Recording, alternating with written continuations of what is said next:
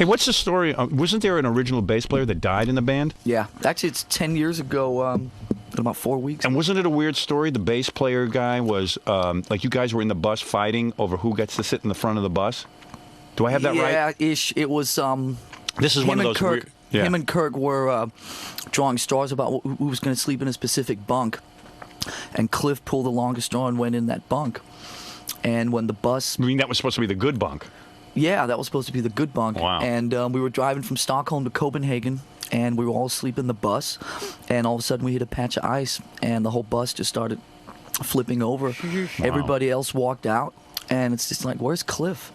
Oh, he's probably still in there sleeping. That was the kind of guy he was. He could sleep through anything. Right. And he's still in there sleeping. So we all went to the hospital and got treated for, broken toes and all this type of stuff. And the guy comes in and says, your bass player's dead. Oh, man. I was like, pretty heavy, pretty weird. And you were really tight with the guy, right? Yeah, we lived with him every day for 4 or 5 years. Did the band almost break up?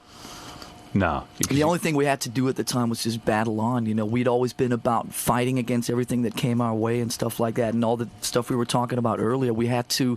What year was that? That was 86, 10 years ago. So that was like before you got really big and famous. It was on Master Puppets. It was right after we came off the Aussie tour. So it was kind of when we were still getting it together. Wow.